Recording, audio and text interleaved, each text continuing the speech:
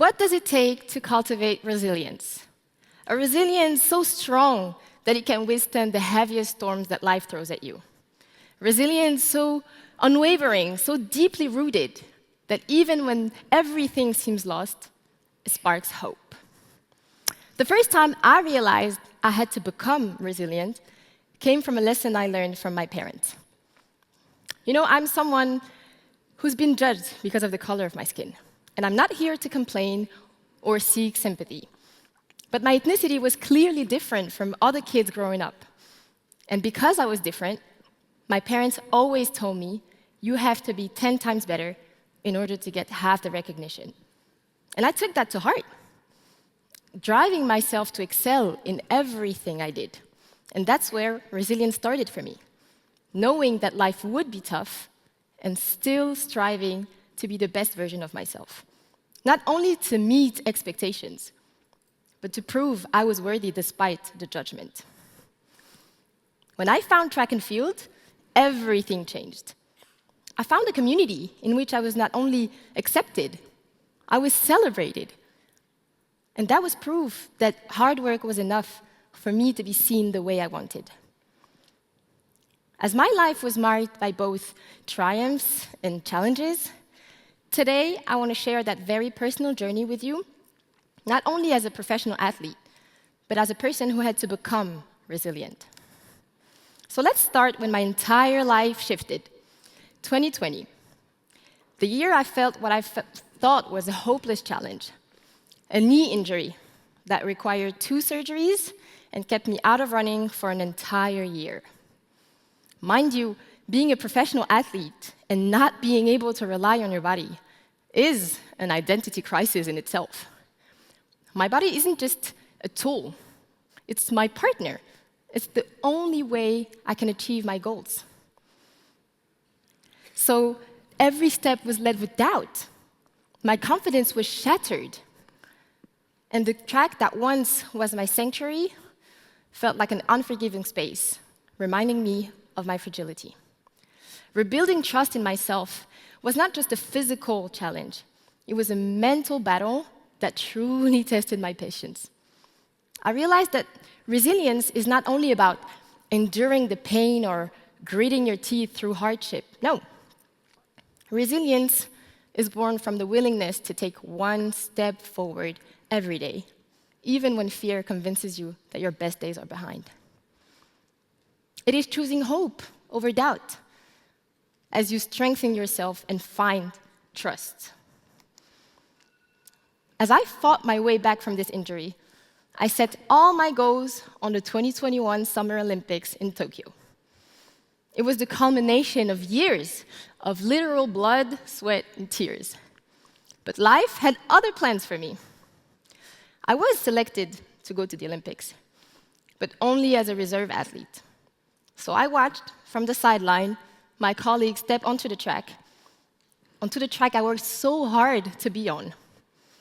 It was physical pain to be there, so close but yet so far.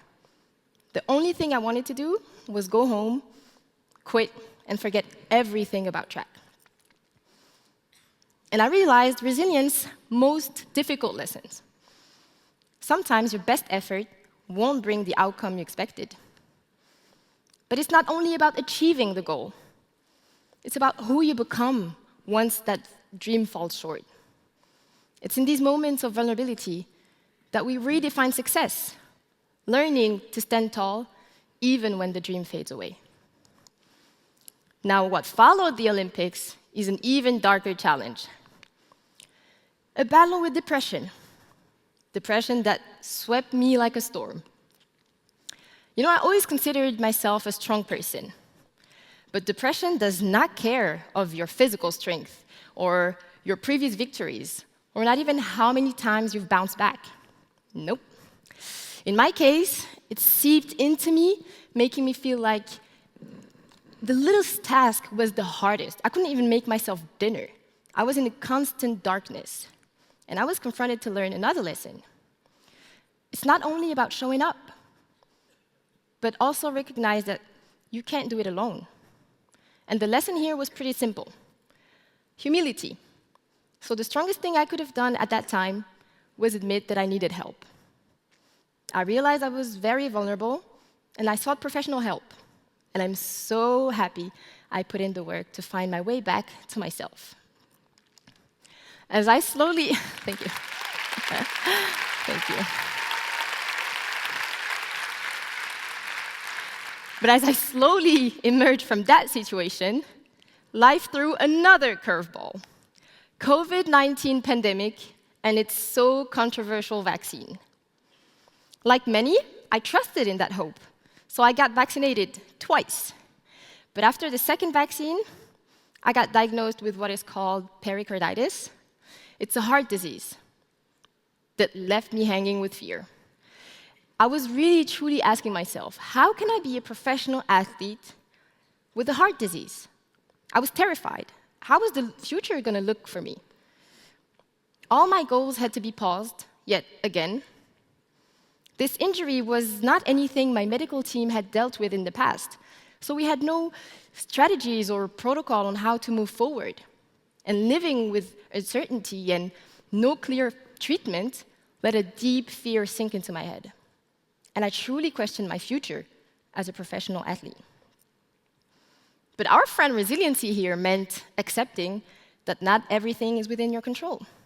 It is learning to adapt and having the strength to move forward. It taught me that setbacks are not endings. They do not erase progress. They reshape it. Through these chapters of my life, I realized that resilience is not one singular act of courage. It is the steady, sometimes slow journey of standing back up, redefining who we are, and daring to move forward. It is built on trust, vulnerability, adaptability, and the strong belief that setbacks are not endings, but invitations to grow. So I leave you with this. Resilience is not reserved for the few.